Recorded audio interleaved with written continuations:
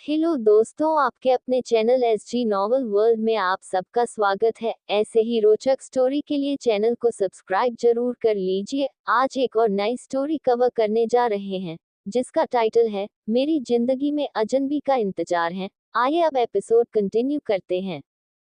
Episode 1, बिछड़ना। ये कहानी पढ़ने वालों का मेरा बहुत बहुत प्यार, जिन्होंने मेरी कहानी मेरे अजनबी को इतना प्यार किया और मुझे मजबूर किया कि मैं इसका दूसरा सीजन आपके पास लेकर आऊं।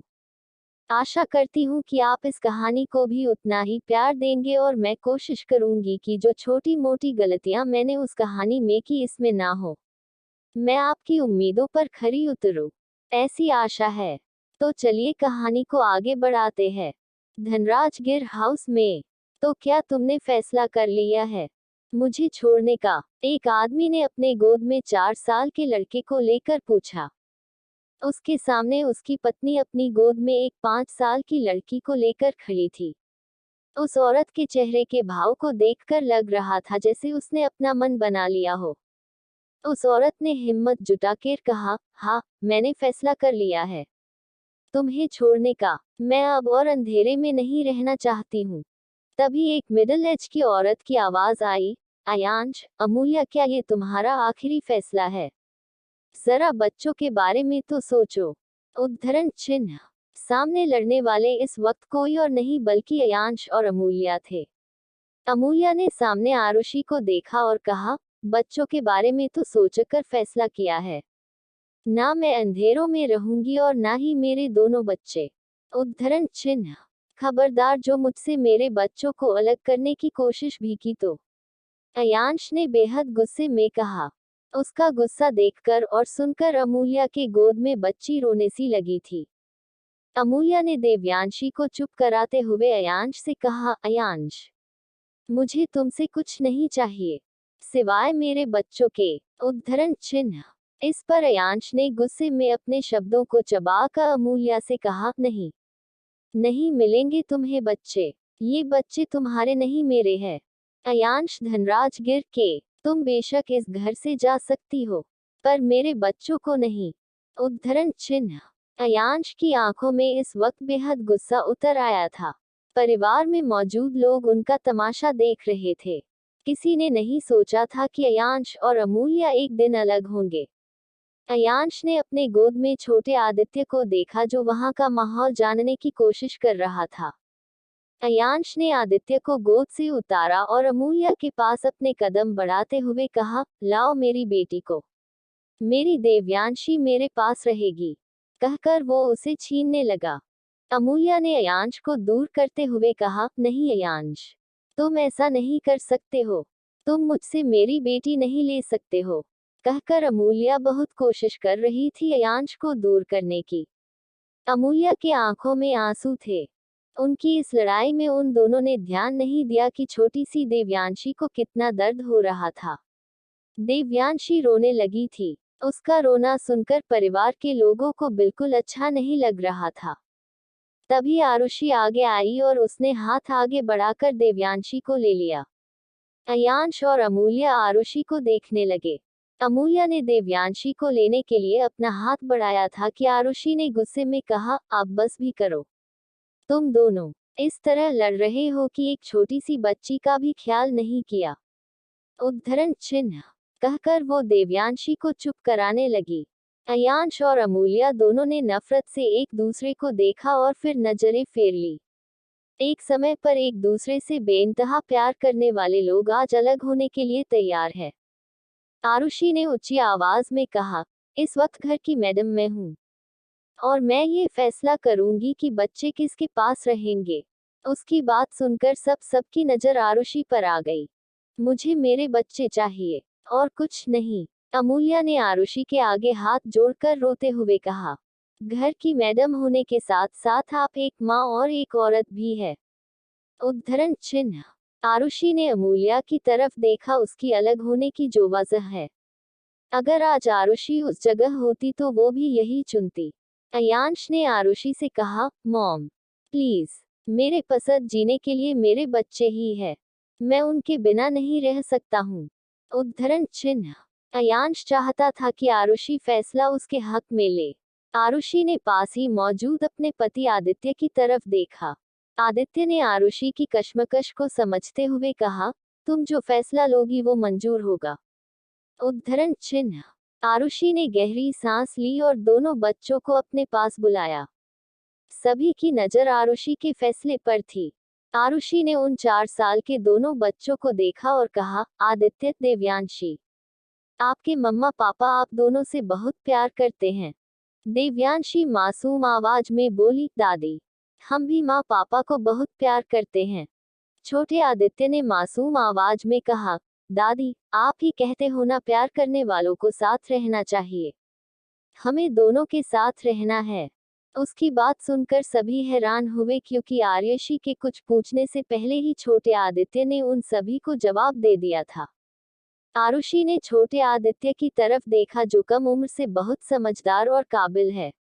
उसने उन दोनों से कहा, कभी कभी हालात हमारे काबू से बाहर हो जाते हैं मेरे बच्चों, जहां हमें किसी एक को चुनना पड़ता है। तो तुम दोनों बताओ, तुम किसके पास रहना चाहते हो? उद्धरण चिन्ह। देवयांशी और आदित्य ने एक दूसरे को देखा और फिर अपने माँ पापा की तरफ जो आंखों में आंसू लिए उम्मीद भरी नजरों से उन्हें ही देख रहे थे। दोनों ही अपने माँ पापा के सामने आए और छोटा आदित्य अयांश के पास जाकर उसे गले लगाता है, तो वही देवयांशी अपनी माँ को गले लगाती है। किसी को कुछ समझ नहीं आ रहा था कि आखिर बच्चे करना क्या चाहते हैं। तभी आरुषि ने ये सब देखकर कहा, मैंने फैसला ले लिया है। उसकी बात सुनकर सभी का ध्यान उसकी तरफ आ गया। आरुषि ने सबको देखकर कहा, एक बच्चा अमूल्या के पास होगा और एक बच्चा अयांश के पास। उद्धरण चिन्ह। आरुषि के इतना कहते ही किसी को अपने कानों पर विश्वास नहीं हुआ कि अब माँ बाप के साथ बच्चे भी एक दूसरे से बिछड़ जाएंगे। आखिर क्या वजह है अमूल्या और अयांश के अलग होने की? कौन सा बच्चा होगा किसके पास? एपिसोड 2 मैं तुम्हें माफ नहीं करूंगा। आरुषि के लिए हुए फैसले ने सभी को हैरान कर दिया। अमूल्या ने देवयांशी को कस के पकड़ लिया तो वही अयांश ने अपने बेटे आदित्य को। आरुषि के इस फैसले से सभी को उम्मीद हो गई थी कि अमूल्या देवयांशी को लेकर जाएगी, क्योंकि छोटा आदित्य तो इस घर का चिराग है। वो यहाँ से नहीं जाएगा। उसके ऊपर पूरे धनराजगिर परिवार की बागडोर की जिम्मेदारी होगी। तभी आरुषि ने सभी को सोच को भाप कर कहा, देवयांशी बच्चा अयांश के पास होगी और छोटा आदित्य अमूल्या के पास। ये सुनकर सभी की आंखें हैरानी से बड़ी हो गई और वही अमूल्या और अयांश ने देवयांशी और छोटे आदित्य को कस के गले लगाया। वही आदित्य ने ये सुनकर आरुषि से तुरंत कहा, आरुषि, आदित्य यहाँ से नहीं जा सकता, आगे चल कर वो। आदित्य कुछ कहता उससे पहले आरुषि ने उससे कहा, तुमने कहा था कि तुम मेरे हर फैसले में साथ दोगे। आदित्य ने अपनी मुठिया भींच ली। उसे ना चाहते हुए भी चुप रहना पड़ा। वही देवयांशी जो अमूल्या के गले लगी थी, उसने अमूल्या से रोते हुए कहा, मम्मा, देवयांशी रोज दूध पिएगी, आपको कभी परेशान नहीं करेगी। प्लीज आप मुझे छोड़कर मत जाओ। देवयांशी को रोता देखकर अमूल्या को और भी रोना आ रहा था, पर वो हालात के आगे बहुत कमजोर थी। अमूल्या ने उसका माथा चूमकर कहा, मेरा बच्चा देवयांशी, तुम तो बहुत समझदार हो। मम्मा आपसे बहुत प्यार करती है। आई एम सॉरी कि मैं तुम्हें नहीं लेकर जा सकती हूँ। देवयांशी ने रोते हुए कहा, मम्मा। अमूल्या ने उसे समझाते हुए कहा, आप अपना और डैड का ख्याल रखना, कहकर उसने उसके गालों को चूम लिया। तो वही छोटा आदित्य ने अयांश के गले लगा हुआ था। उसने अयांश से कहा, डैड, मुझे आपके और दादू के साथ रहना है। मुझे आपसे सीखना है। उद्धरण चिन्ह। अयांश ने उसके माथे को चूमकर कहा, आई एम सॉरी बेटा, कहकर उसने छोटे आदित्य को गले लगाया और उससे कहा, डैड, आपसे और आपकी मम्मा से बहुत प्यार करते हैं, पर शायद हालात हमारे हाथ में नहीं है, कहकर उसने उसे खुद से थोड़ा दूर किया। उसने छोटे आदित्य को समझाते हुए कहा, तुम तो बहुत बहादुर और चालाक हो। अपना और अपनी मम्मी का ख्याल करना। सभी की आंखों में आंसू थे। अमूल्या ने अपना और आदित्य का कुछ सामान पैक कर लिया। अमूल्या सामान के साथ नीचे आई तो उसने छोटे आदित्य का हाथ पकड़ा और बाहर लेकर जाने लगी। जाने से पहले उसने आरुषि से कहा, अपनी बेटी आपके हवाले करके जा रही हूँ, उम्मीद करती हूँ आप उसे संभाल लेगी। उद्धरण चिन्ह। आरुषि ने एक नजर छोटे आदित्य को देखा और उससे कहा, मैं तुम्हारी अमानत का ख्याल कर लूंगी, पर तुम्हें हमारी परिवार की पूंजी का ख्याल करना है। कहकर उसने नीचे झुककर छोटे आदित्य के माथे को चूम लिया। अमूल्या दरवाजे तक पहुंची थी कि देवयांशी नन्हे कदमों से दौड़कर उसके पास आई और पीछे से अपनी मां का आंचल पकड़ लिया। देवयांशी ने रोते हुए कहा, मम्मा नहीं, आप नहीं जाओगी। उद्धरण चिन्ह। अमूल्या का दिल बुरी तरह टूटने लगा। उसके आंखों से आंसू निकल ही नहीं रहे थे, पर उसने पीछे मुड़कर देवयांशी को नहीं देखा। वो जानती है अगर उसने पीछे मुड़कर देवयांशी को देखा तो वो कमजोर पड़ जाएगी। उसने अपना पल्लू छुड़ाते हुए कहा, देवू बच्चा छोड़ दो मम्मा को। उद्धरण चिन्ह। रोती बिलखती हुई देवयांशी ने कसकर अमूल्या के पैरों को पकड़ लिया। नहीं, मम्मा नहीं जाएगी, मुझे मम्मा चाहिए। उद्धरण चिन्ह। उसे ऐसे देखकर सभी घर वालों का दिल बैठ सा गया। अयांश आगे बढ़कर देवयांशी को अपने गोद में लिया तो देवयांशी अयांश की गोद में छटपटाने लगी। उसे अमूल्या के पास जाना था। उस बच्ची को सिर्फ अपनी माँ चाहिए थी। अमूल्या अब खुद को रोक नहीं पा रही थी। उसकी सांसें भारी हो रही थी। उसने पीछे मुड़कर अयांश की गोद से देवयांशी को लिया और माँ बेटी रोने लगे। आदित्य ने आरुषि से कहा, अपना फैसला बदल दो, और अगर ये नहीं कर सकती तो देवयांशी को उसकी माँ दे दो। उद्धरण चिन्ह। आरुषि ने एक नजर आदित्य को देखा और फिर उन माँ बेटी को। उसके लिए फैसला करना मुश्किल था। कुछ वक्त बाद देवयांशी ने अयांश से बड़े प्यार से कहा, डैड, देवू आपसे बहुत प्यार करती है। आप चिंता मत करना, मैं मम्मा के साथ जल्द ही वापस आऊंगी। उद्धरण चिन्ह। अयांश की आंखों में आंसू आ गए। उसे उसके दोनों बच्चे बराबर ही प्यारे हैं। आरुषि के बदले हुए फैसले से अब अमूल्या देवयांशी को लेकर जाने वाली थी। अमूल्या ने छोटे आदित्य को अपने सीने से लगाया और कहा, मम्मा आपसे बहुत प्यार करती है, आप मुझे गलत मत समझना। कहकर उसने उसके माथे को चूम लिया। छोटे आदित्य के आंखों में आंसू आ गए। उसने अपनी मां के गले लगते हुए कहा, जल्दी आना मम्मा, आपका आदित्य आपके बिना अकेला है। अमूल्या ने अपने बेटे आदित्य के आंसू पोंछे और उसे अपने हाथ का कड़ा देते हुए कहा, ये मम्मा की तरफ से आपको छोटा सा तोहफा। छोटे आदित्य ने उस कड़े को देखा और अपनी मां को, तो वही आदित्य ने देवयांशी को गले लगाया और उसके छोटे पैर को चूम लिया। देवयांशी के दाहिने पैर पर चांद और तारे का निशान था, एक बर्थ मार्क। उसने देवयांशी को एक लॉकेट देते हुए कहा, ये आपके लिए। ये कहकर उसने उसे पहनाया। ये लॉकेट चांद और तारे का ही था। देवयांशी ने आदित्य और आरुषि को किस करते हुए कहा, मैं जल्दी आऊंगी। उद्धरण चिन्ह। कहकर वो अमूल्या के साथ चली गई। जाने से पहले अयांश ने अमूल्या से कहा, तुमने मुझे मेरे बच्चों से दूर करने की कोशिश की है, मैं तुम्हें माफ नहीं करूंगा। ये सुनकर अमूल्या के दिल में बहुत चुभन हुई। अमूल्या ने उससे नफरत से कहा, बच्चों की दूरी तुमसे बर्दाश्त नहीं हुई तो जरा सोचो, मेरा भी एक परिवार था जो अब नहीं रहा। इसकी वजह कहकर वो चुप हो गई। वो अब क्या ही कह सकती है। अयांश ने उसे नफरत से घूरा और अपनी नजरें फेर ली।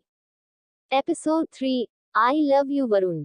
अमूल्या देवयांशी को लेकर बाहर आ गई। बाहर एक कैब में ड्राइवर ने उसका सामान कार में जमाया और अमूल्या देवयांशी के साथ उसमें बैठकर धनराजगिर मेंशन से बहुत दूर आ गई। देवयांशी अपने गले में पकड़े हुए लॉकेट को देख रही थी, जो आदित्य ने उसे दिया था। तभी उनकी कैब आगे जाकर रुक गई। अमूल्या ने ड्राइवर से पूछा, ये आपने कार क्यों रोक दी? इस पर ड्राइवर ने कहा, मैं देखता हूँ। कहकर वो कार से बाहर निकला और कुछ देर बाद वापस आकर अमूल्या से कहा, मैडम सड़क पेड़ गिर गया है, इसलिए रास्ता जाम हो गया है, आप कहे तो आपको दूसरे रास्ते से लेकर चलूं। अमूल्या ने देवयांशी को एक नजर देखा और फिर ड्राइवर को चलने को कहा। ड्राइवर एक सुनसान सड़क पर आया जहां पर गाड़ियों का आना जाना बहुत कम होता था। अयांश, भले ही मैं तुम्हें माफ ना कर पाऊं, या तुम मुझे माफ ना कर पाओ, पर ये प्यार खत्म नहीं होगा। अमूल्या ने अपना मंगलसूत्र पकड़कर कहा। उसकी आंखों में आंसू आ गए। वो लोग आगे जा ही रहे थे कि अचानक उनके सामने से ट्रक आया। ड्राइवर की आंखों पर उस ट्रक की लाइट पड़ने से उसने अपना बैलेंस खो दिया और गाड़ी एक पेड़ से जाकर टकरा गई। अमूल्या ने यह हादसा होते ही देवयांशी को अपने गले से लगाकर छुपाया था। पेड़ से कार टकराने से उसमें से बहुत बुरी तरह धुआं निकलने लगा था। अमूल्या के सर पर चोट आ गई थी। उसने खुद को संभाला और सामने देखा ड्राइवर का सर बुरी तरह कांच में जा लगा था। अमूल्या एक डॉक्टर होने के कारण ये बता सकती थी कि ड्राइवर अब नहीं रहा। देवयांशी ने अपना सर निकालकर अमूल्या को देखा। मम्मा ये क्या था, कहकर वो खांसने लगी। कार में बहुत ही धुआं निकलने लगा। अमूल्या ने पीछे देखा, गाड़ी में स्पार्क निकल रहा था। इसका मतलब कि गाड़ी में किसी भी वक्त आग लग सकती थी। ये देखकर अमूल्या जल्द से जल्द खुद को और देवयांशी को निकालने लगी। कुछ देर बाद एक तेज धमाका हुआ और उस कार का ब्लास्ट हुआ। धनराज गिर मेंशन। नहीं, ऐसा नहीं हो सकता, अयांश जोर से चिल्लाया। सभी की आंखों में आंसू थे। आदित्य ने अपने सामने गार्ड्स को देखा जिसे उसने अमूल्या और देवयांशी की सुरक्षा के लिए अपने साथ भेजा था। आदित्य ने उनसे गुस्से में कहा, ऐसा कैसे हो सकता है? कार का एक्सीडेंट और फिर ब्लास्ट। तुम्हारा दिमाग तो ठीक है। उद्धरण चिन्ह। एक गार्ड ने डरते हुए कहा, हमने वहां पूरी छानबीन की, वहां कुछ नहीं मिला सिवाय इन दो चीजों के। कहकर उस गार्ड ने एक मंगलसूत्र और एक छोटा सा जूता आगे कर दिया जो कि खून से सना हुआ था। ये देखकर सभी का दिल दहल गया। अयांश ने उस मंगलसूत्र को अपने हाथ में पकड़ा और उस जूते को, वो दोनों चीजों को अपने सीने से लगाकर रोने लगा। मेरी बच्ची देवो, अमूल्या, मुझे छोड़कर क्यों चले गए? उद्धरण चिन्ह। आरुषि उसके पास आकर उसे चुप कराते हुए बोली, अयांश प्लीज चुप हो जा।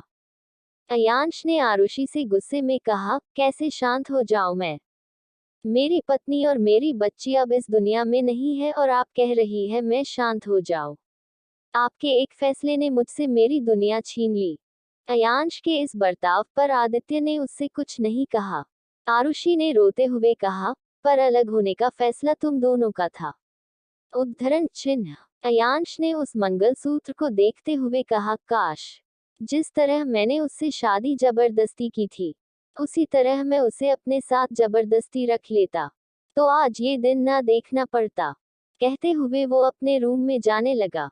आदित्य ने अपने सामने मौजूद आरुषि को देखा जो अपने फैसले के आगे पछतावा महसूस कर रही थी। तो अब आदित्य की नजर अपने पोते पर थी। उसके मन में यही ख्याल आया, क्या होता अगर देवयांशी की जगह उसका पोता होता? आदित्य ने अपना सर झटका। अमूल्या और देवयांशी के जाने का गम उसे भी था। छोटे आदित्य ने अपने आप को कमरे में बंद कर दिया और अपनी मम्मा का कड़ा देखते हुए खुद से कहा, मुझे विश्वास है कि आप आओगे। कहते हुए उसकी आंखों में आंसू आ गए। वो रोते रोते कब सो गया उसे पता ही नहीं चला। 20 साल बाद दिल्ली के गेट ऑफ इंडिया पर एक लड़की अपने सामने समुद्र को देख रही थी। उसने अपने हाथ फैलाए और खुली हवा को महसूस करने लगी। तभी पीछे से एक आवाज आई, तमन्ना क्या कर रही हो?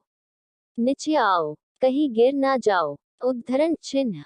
तमन्ना, जिसकी हाइट 5 फुट 5 इंच, दूध जैसा गोरा रंग, हवा में लहराते बाल, जिसकी आंखें मछलियों की तरफ सुंदर और भूरी। तमन्ना ने पीछे मुड़कर देखा तो वहां सामने एक टॉल पर्सनैलिटी का हैंडसम लड़का खड़ा था। तमन्ना ने उसे अपना हाथ दिया तो उस लड़के तमन्ना को नीचे संभाल कर उतारा। तमन्ना ने नीचे आकर उसके गले में बाहें डालकर कहा, वरुण, अगर मैं गिर गई ना तो तुम मुझे बचा लेना, मैं तुम्हारा इंतजार करूंगी। वरुण ने उससे कहा, मैं तुम्हें बचाने आऊं उससे पहले तुम्हारे फैंस तुम्हें बचाने आ जाएंगे।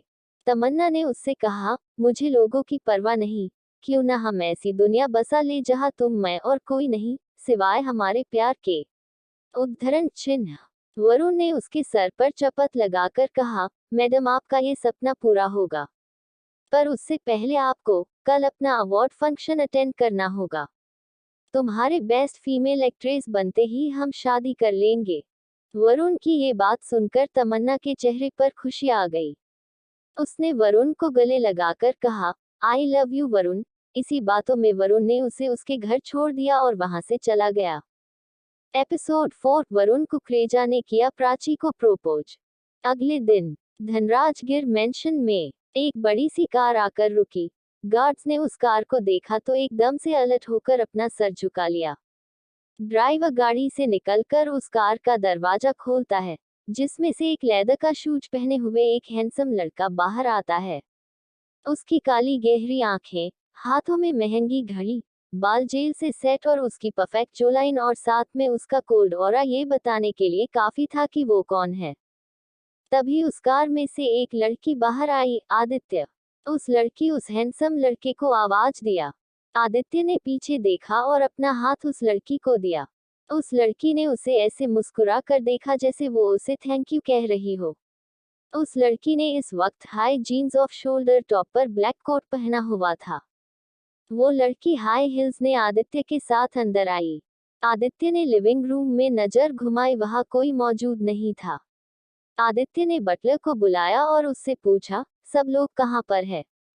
इस पर उस बटलर ने सर झुका कर कहा, सर, आपकी दादी और दादाजी कमरे में है, मैं उन्हें बुलाकर लाता हूँ।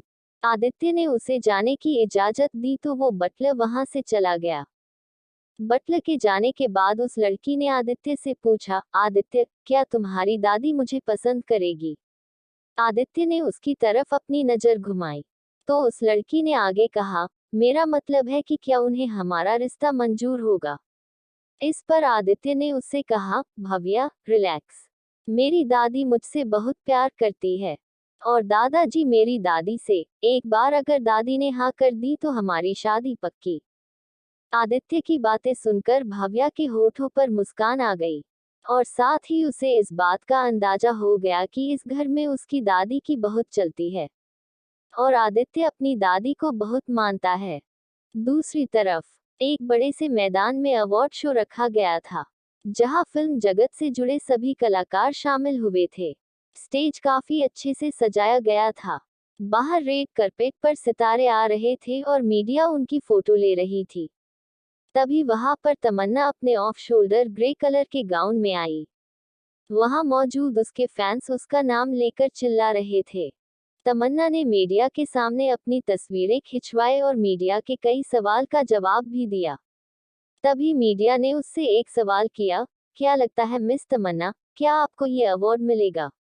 इस पर तमन्ना ने बड़ी ही शांति के साथ जवाब दिया, मिलना तो चाहिए, क्योंकि ये अवार्ड आज के दिन मेरे लिए बहुत खास होने वाला है।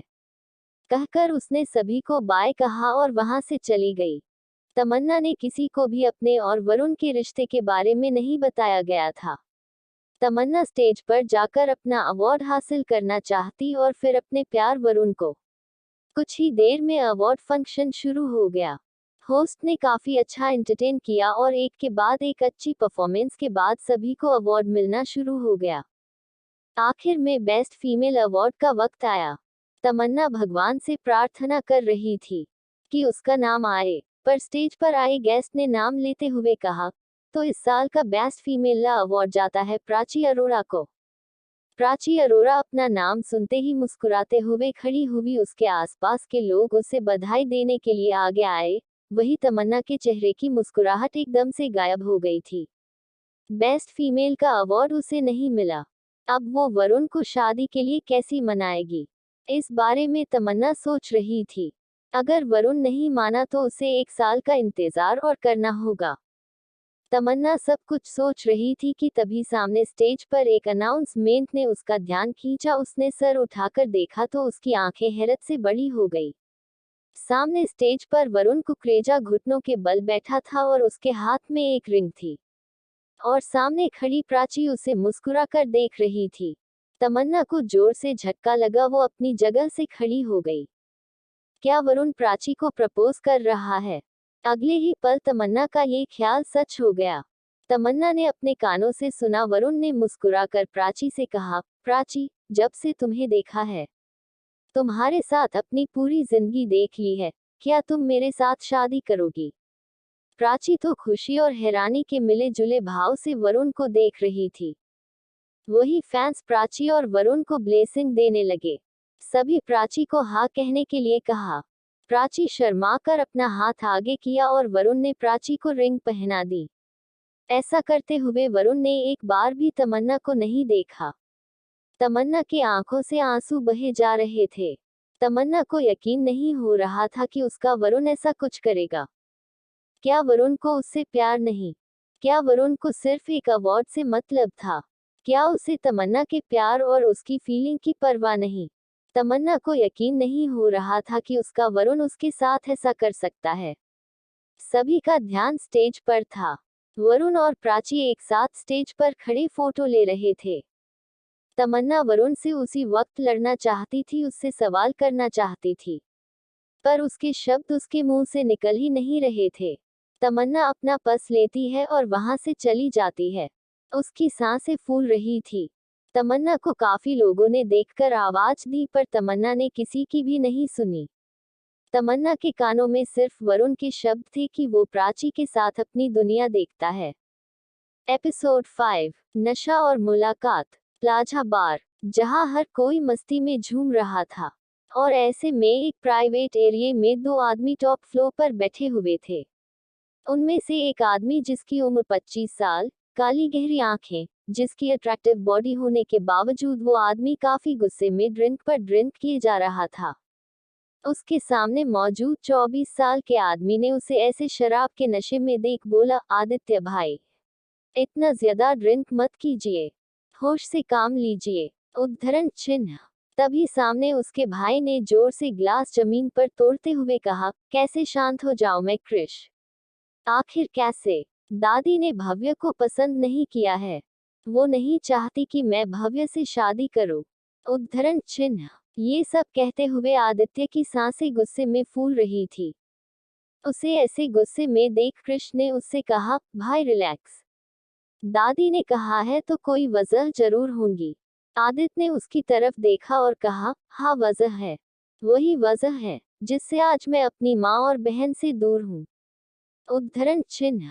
कृष्ण जब ये सुना तो उसे बुरा लगा और उसने उसे शांत कराते हुए कहा, भाई प्लीज इस तरह पब्लिक प्लेस पर इन सब चीजों का जिक्र नहीं करना है। उद्धरण चिन्ह। आदित्य ने गहरी सांस ली और ग्लास टेबल पर रखकर कृष से दर्द भरी आवाज में कहा, माँ और बहन को पहले ही खो चुका हूँ। डैड ने भी साथ छोड़ दिया और मैंने अपनी उम्मीद छोड़ दी। पर अब जब मुझे भव्या से शादी करनी है तो दादी वो खुशी भी मुझसे छीन रही है। उद्धरण चिन्ह। कृष्ण ने गहरी सांस ली और कहा, अगर आप बुरा ना माने तो मैं आपको एक आइडिया दूं। आदित्य ने गहरी नजर उस पर डाली और कहा, कहो क्या कहना है। इसके बाद कृष्ण ने उसे अपना सारा प्लान बताते हुए कहा, पर इसमें तो मैं भव्या को तकलीफ होगी। उद्धरण चिन्ह। कृष्ण ने गहरी सांस ली और कहा, अगर आप बुरा ना माने तो मैं आपको एक आइडिया दूं। आदित्य ने गहरी नजर उस पर डाली और कहा, कहो क्या कहना है। इसके बाद कृष्ण ने उसे अपना सारा प्लान बताते हुए कहा, पर इसमें तो मैं भव्या को तकलीफ होगी। उद्धरण चिन्ह। कृष्ण ने उसे समझाते हुए कहा, भाई मैं जानता हूँ कि आप भव्या को तकलीफ नहीं देना चाहते, पर कुछ वक्त के लिए हमारा ये करना जरूरी होगा। इस सब के बाद आप भव्या से शादी कर लेना, और जितनी भी तकलीफें भव्या को मिली है वो सब खत्म हो जाएगी। उद्धरण चिन्ह। आदित्य ने अपनी मुठिया कस ली और ना में अपना सर हिलाया। कृष ने गहरी सांस ली और उसे समझाना बंद किया, पर कृष के दिमाग में कुछ और ही था। कृष ने आदित्य से कहा, मैं रूम में जा रहा हूँ, आप भी आराम कर लीजिए। इतना कहकर वो अपनी सीट से उठा और वहां से चला गया। दूसरी तरफ एक लड़की प्लाजा बार में आई और उसने एक रूम बुक किया। उस लड़की ने रिसेप्शन डेस्क से अपनी चाबी उठाए और ऊपर की तरफ जाने लगी। तमन्ना अपनी चाबी से दरवाजा खोलने वाली थी कि तभी किसी ने पीछे से उसके मुंह पर हाथ रख लिया। तमन्ना को कुछ भी समझ नहीं आया कि उसके साथ क्या हो रहा है। तमन्ना डरते हुए हाथ पांव चलाकर खुद को छुड़ाने की कोशिश कर रही थी। अगले ही पल उस शख्स ने तमन्ना को एक रुमाल सूंघा दिया, जिससे तमन्ना की आंखें बंद होने लगी। वो शख्स तमन्ना को एक रूम में लेकर आया। इससे पहले कि वो उसे रूम में लेकर जाता, किसी ने उसका हाथ पकड़ लिया। उस शख्स ने अपना सर घुमाकर बगल में देखा। कौन हो तुम? ये क्या बदतमीजी है? छोड़ो मेरा हाथ। उस गुंडे के हाथ पकड़े हुए शख्स ने उसका हाथ मरोड़ कर कहा, मेरा इंट्रोडक्शन बाद में लेना, पहले ये बता तू कौन है और इस लड़की के साथ क्या करने की कोशिश कर रहा है। उस शख्स की आंखों में गुस्सा था। उस गुंडे की कलाई मरोड़ने पर उसकी पकड़ तमन्ना से ढीली हो गई और तमन्ना बेहोशी के हालत में फ्लोर पर गिर गई। उस शख्स ने तमन्ना पर एक नजर डाली और उसे गुंडे से दांत पिसकर कहा, सच बता क्या कर रहा है, वरना जान से जाएगा। उद्धरण चिन्ह। उस गुंडे ने अपने दूसरे हाथों चाकू निकाला और सामने वाले शख्स के साथ हाथापाई करने लगा। सामने वाले शख्स की पर्सनैलिटी काफी तगड़ी थी, इसलिए कुछ 4 से 5 मुक्कों में वो गुंडा फ्लोर पर गिरा। उस शख्स ने उसे छोड़कर तमन्ना पर नजर डाली और उसे अपनी बाहों में उठाया। उस शख्स ने उसे लेकर जाते हुए कहा, इसे उठा तो लिया है, पर इसे मैं रखूंगा कहा। कहते हुए वो एक रूम के बाहर आया। उसने उस रूम को देखा तो हड़बड़ा गया। उसने खुद से कहा, आदित्य भाई का रूम। अरे नहीं, अगर उन्हें पता चला कि मैं आदित्य भाई के रूम में एक लड़की को सुलाया है तो गुस्से में वो आदमी पूरी रूम को जला देगा। उद्धरण चिन्ह। तभी कृष्ण ने तमन्ना पर एक नजर डाली और कुछ सोचकर उसे अपने रूम में लेकर गया, जो कि आदित्य के रूम के बगल में था। उसने उसे बेड पर लेटाया और तमन्ना को देखकर कहा, सुनो लड़की, तुम जो कोई भी हो, मुझे तुम में कोई इंटरेस्ट नहीं है, इसलिए उम्मीद करता हूँ कि कल सुबह तुम मुझे थैंक यू कहोगी, ना कि मुझ पर इल्जाम लगाओगी। कहकर उसने उसे ब्लैंकेट से कवर किया। हालांकि तमन्ना अब भी बेहोश थी, वो कुछ भी सुन नहीं सकती थी। कृष्ण ने उस रूम का दरवाजा बंद किया और बाहर आया। उसके जाते ही एक शख्स लड़खड़ाते हुए उस कॉरिडोर में आया। वो पूरी तरह शराब के नशे में धुत था। वो दरवाजे का सहारा लेकर एक रूम के आगे रुका और उसका हैंडल घुमाया। अगले ही पल रूम का दरवाजा खुलते ही वो शख्स अंदर गया। शराब के नशे में उसे बहुत गर्मी लगने लगी। उसने अपना कोट निकाला और शर्ट भी। वो बेड के पास आया तो उसे बहुत ही धुंधला सा दिखाई देने लगा। उसने बेड पर एक खूबसूरत परी को सोते देखा। अचानक ही उसके शरीर की गर्मी और बढ़ गई। वो खुद को कंट्रोल नहीं कर पाया। इसके बाद वो हुआ जो नहीं होना चाहिए था। बाकी का नेक्स्ट एपिसोड नेक्स्ट पार्ट में कवर करेंगे। कहानी को लाइक शेयर कमेंट जरूर करें और प्लीज लाइक भी जरूर करें। Thank you.